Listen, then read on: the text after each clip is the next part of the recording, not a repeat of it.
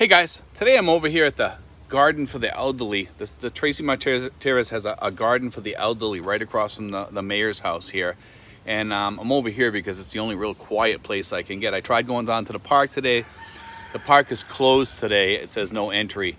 I'm not sure why it's closed, but I wanted to do a video down there because it's quiet and it's a little bit windy today, and I can't work in the house today because there's too many people in the house. So you might pick up a little bit of wind on the microphone, so I'm gonna try to keep this as short as possible, but it's really not a short video per se.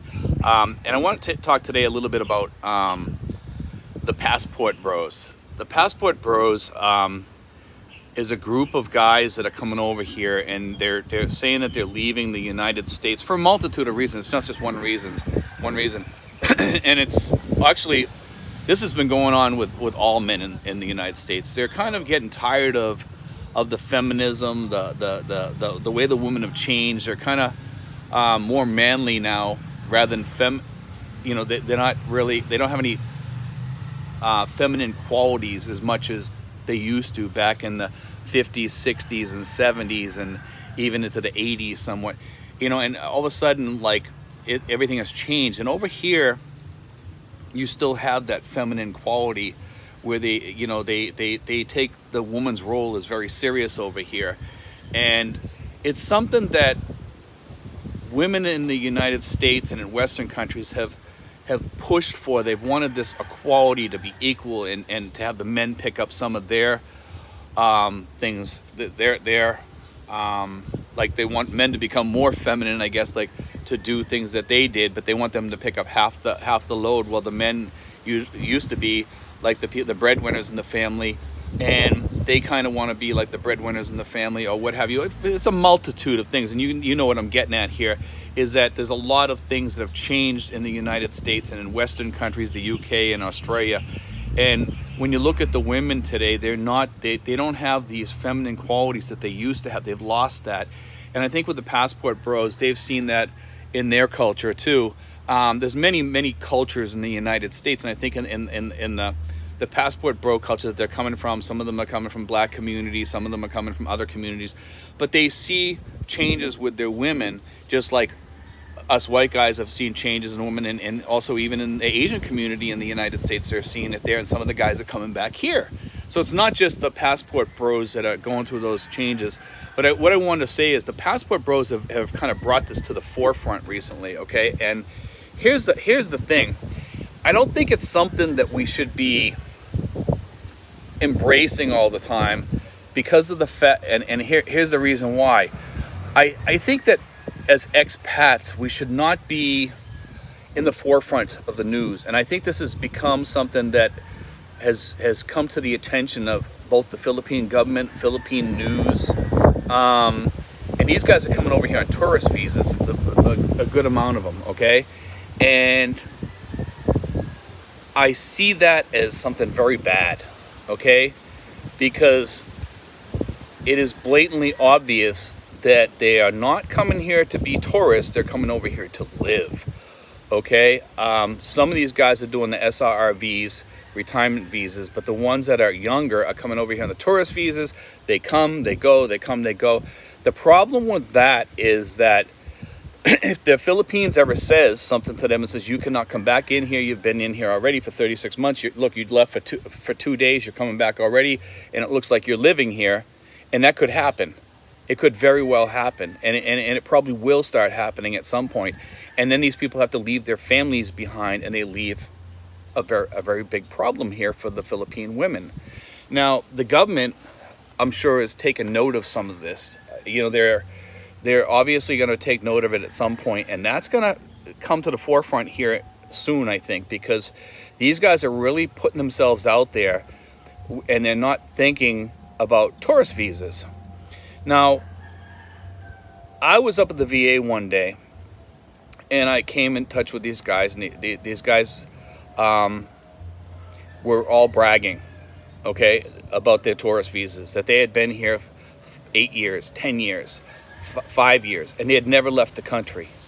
Things are changing here already enough like we're pretty soon you're gonna have to do your passport things online. If you're on a tourist visa, you have to do it online, because I think some shenanigans have been happening, and we brought this up before. And with these people really bringing this to the forefront, and although I know a lot of these passport bros, I know them personally, and some people don't affiliate with them. Some of the Black Americans over here do not want to affiliate with the passport bros in no way, shape, or form. And I'm not, I think they just don't agree with that, because a lot of these guys, the passport bros, I've noticed, and this goes on with all communities for sure, is that you get a few of them that are not good eggs, and that goes on, that was in the military. I'm not trying to, label these people or anything like that, not trying to make a racist statement here or anything like that. What I'm trying to do is what I'm trying to get at here is this, because we have guys in our community. We have blacks, whites, Hispanic, Mexican. We have everybody, Danish, Irish, what have you. And some of these people that are in the passport bros, and I'm sure they have the same problems that I have in my group. And I've seen them online, and they're on there saying, man, you can have a different woman every day if you want. You can have 2 women if you want. And I think that reflects on us as ambassadors over here. It really makes us look bad. And, we had this from the guys that were in Subic and stuff. They used to have the same talk. They were young. They were immature and stuff like that. And here we are. We're mature, grown men for the most part. And we come over here and we start acting like 17-year-olds again. And I'm not trying to be your boss or anything and telling you guys what to do or whatever. I'm not trying to do that. I'm just trying to get you to think a little bit, for some of you guys out there, that when you go out there and you brag like that, I don't think you're doing us any justice. I think you're making us look like trash coming in here. And that goes for anybody that does that. It doesn't matter who it is. The fact is, it's everybody doing it. It's the passport bros. It's the other vloggers out there. It's everybody out there. I see it in their vlogs, and it makes us look like crap when we drag women onto our shows, onto our vlogs and stuff like that, and we start portraying them as just a sex object here in the Philippines, and it makes us look like crap. The guys over here get ticked off. I'm sure government officials see it, and they're probably thinking, well, geez, maybe we should do something about the tourist visas so these guys won't stay over here as long. It brings it to the forefront, because most of these guys that are coming over here, the passport bros, and they're coming over here on the tourist visa, they're using it to stay here permanently. And there's no denying that fact. And they're not tourists. It's a lot of people. They're coming over here, and if you're gonna come over here and you want to do something like that, and I'm not trying to demean people on tourist visas here. I'm not. I'm saying I see the Philippines stating that it is being abused. And I know a lot of people that live off of those, and they're good, outstanding people too, that should be allowed to stay here. There should be some sort of way for those people. Maybe the government can take a look at this, for those people to stay here permanently, because they've stayed their stay. They were exemplary. They were good people. Maybe they were doing some sort of work or something here, helping people. Maybe they should have some way to stay here. Okay. There's definitely a lot of stuff movement going on in the Philippines, and this passport bro, thing that's going on, has definitely brought a lot of attention on expats here, and both good and bad. Okay, I'm not going to say it's all bad, because it's not, because there's been a lot of good. I've talked to one of the guys. He's trying to get Medicare for us here in the Philippines, and I want to say that we all have our issues here, because this isn't just about the passport bros. It's not. Okay, but that's one of the newest groups coming in here. And by the way, they're not that new. There's been passport bros coming in here, Buffalo soldiers and stuff like that. Were staying here after the Philippine-American War. I mean, there's a lot of great stories, and I've talked about a few of them on here, and I can share that one of those stories today about David Fagan.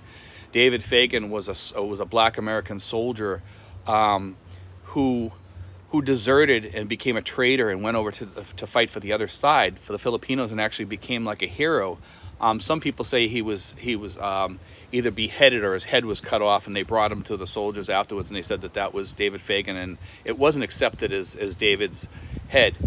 Some people say that he was a person up in Manila who went by the name of Mr. Brown.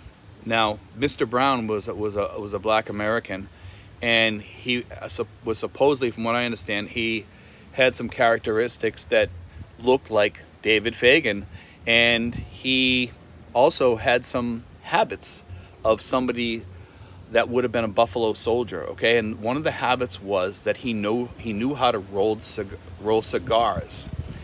So this guy knew how to roll cigars.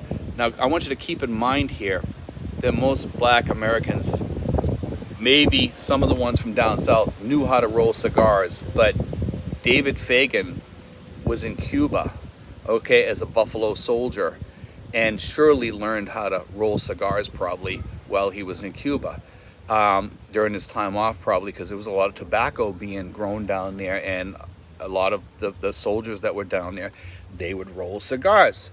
And I think later on that may have been him. He may have survived because they had a bounty on his head out in northern Luzon. They had posters for him all over the place for like a year or two. I'm sure if he went into Manila, he could just mix in, because a lot of the Buffalo Soldiers were retiring in the Philippines, or they were leaving and coming here to live, not just retiring. Actually, remember, the Philippines was actually part of the United States. It belonged to the United States during that time. So a lot of the Buffalo Soldiers and the other soldiers were retiring here, or staying behind here, becoming shop owners, becoming farmers, becoming merchants, becoming workers in the Philippines or whatever. They stayed behind because it was a good place to live, and for a black American soldier here, certainly it'd be a great place to live, because the racism didn't exist here. And a lot of the black Americans that were Buffalo Soldiers looked at the Filipinos as they were the same.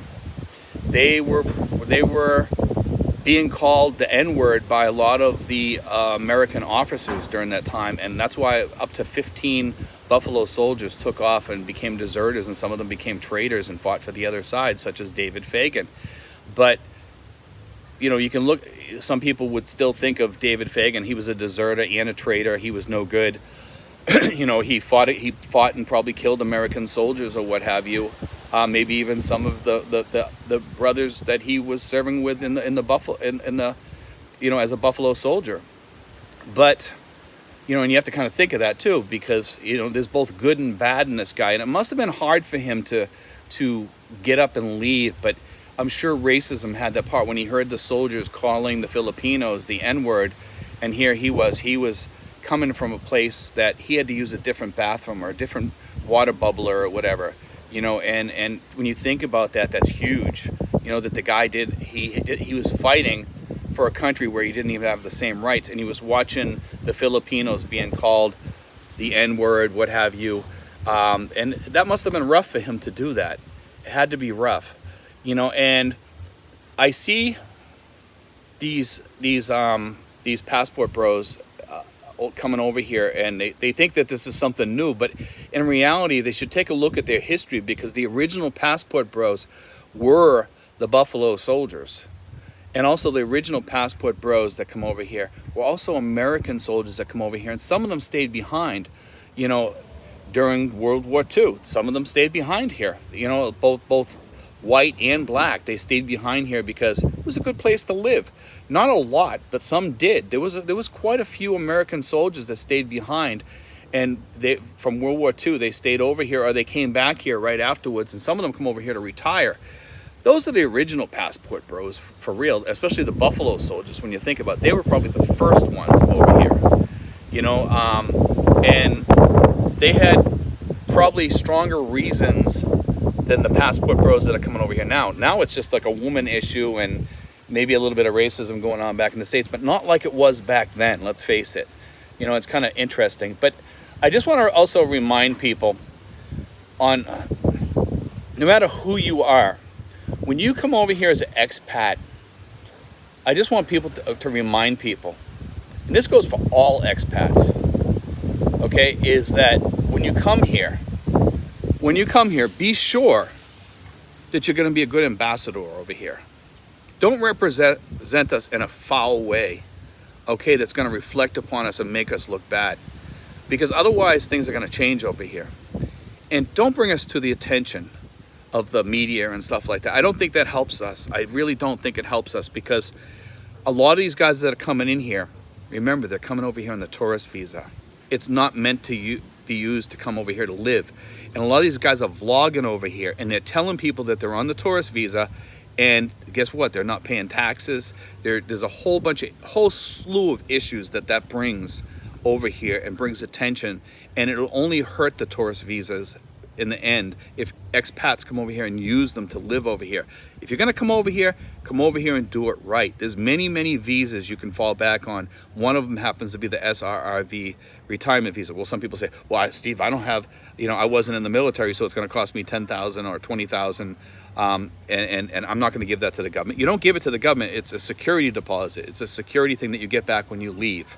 Okay, and if you were in the military, guess what? You only have to put $1,500 down, and it's a $1,400 application fee, and we help with that.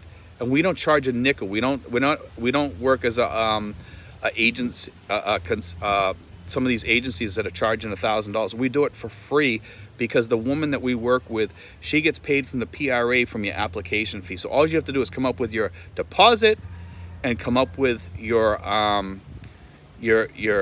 application fee, and that's it. And there's a couple of small fees that are really tiny, and like you have to pay $50 for your medical, stuff like that. But I want you guys to think about that, because, and I'm not trying to make an advertisement here, because we do the service for free, so it's not an advertisement. It's not an advertisement for anybody, but be careful of these agencies that take advantage of people too. There's a lot of agencies out there. They put out a good service. It's their right to do that, but I think that a lot of them overcharge also, so be careful of that. But anyway, guys, I wanted to talk about that today. I thought it'd be an interesting subject. I know we kind of bounced around there on a lot of different stuff. But anyway, guys, God bless. Take care. I hope you enjoyed today's show.